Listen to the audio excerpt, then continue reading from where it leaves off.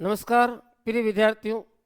जो इंतजार की घड़ियां थी समाप्त हुई और बोर्ड के द्वारा पूर्व निर्धारित जो परीक्षा तिथि है 17 जनवरी 2026 को और 21 जनवरी 2026 तक जो रीट लेवल प्रथम भर्ती परीक्षा आयोजित होगी, आज उसका विज्ञापन जारी हो चुका है।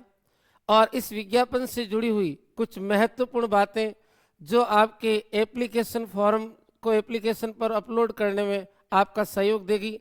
तो सबसे पहले तो मैं आप सभी को इस खुशखबरी के साथ में जल्दी ही सभी के सिलेक्शन होने की आपकी मनोकामना करता हूं। कर्मचारी चयन बोर्ड के द्वारा आयोजित रीट लेवल प्रथम जो भर्ती है उसके पदों की चर्चा कर लेते हैं कि किस प्रकार से इस भर्ती के अंदर कौन कौन सी महत्वपूर्ण बातें हैं। तो देखिए, ये आज का विज्ञापन है जिसके अंदर ये जो बातें आई हैं आपको बताता हूं।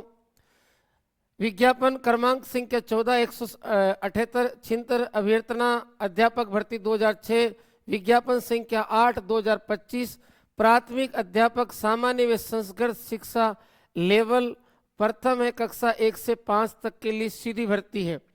और इस भर्ती के अंतर्गत बोर्ड द्वारा प्राथमिक विद्यालय अध्यापक सामान्य और संस्कृत शिक्षा लेवल कक्षा 1 से 5 सीधी भर्ती 2025 के अंतर्गत पंचायती राज नियम 1996 और संशोधित राजस्थान संस्कृत जो अधिनियम है, संशोधित राजस्थान संस्कृत शिक्षा अधीनस्थ सेवा शाखा नियम 2015 और इसके अलावा चतुर्थ श्रेणी सेवा नियम 2014 के प्रावधानों के हिसाब से ये वैकेंसी निकाली गई। अब इसमें आपके संस्कृत शिक्षा विभाग और प्रारंभिक शिक्षा विभाग की संयुक्त वैकेंसी है, जिसमें कुल पद है विद्यार्थियों 5000 पद हैं। कुल पद कितने हैं? 5000। इसमें संस्कृत शिक्षा विभाग में दो प्रकार की कैटेगरी है, एक संस्कृत की और दूसरी है सामान्य की। संस्कृत में गैर अनुसूचित क्षेत्र में 187 पद है और अनुसूचित क्षेत्र में किसी प्रकार का कोई पद का उल्लेख नहीं है। और सामान्य क्षेत्र के अंदर अगर देखा जाए तो इसमें गैर अनुसूचित होगी आपके 422 और एसटी जो एरिया है उसकी 27 पोस्ट है।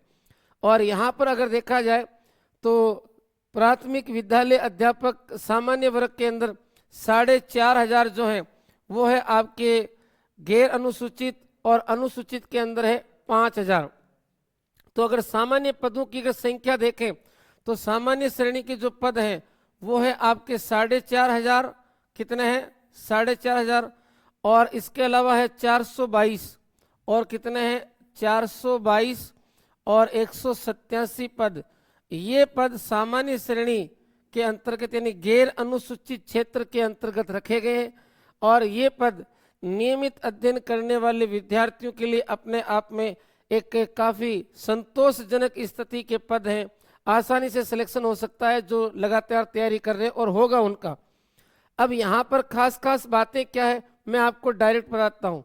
लेवल 1 के इस विज्ञापन के अनुसार सबसे पहली बात तो यह है कि महिला आरक्षण इसमें 30% ही रखा गया है।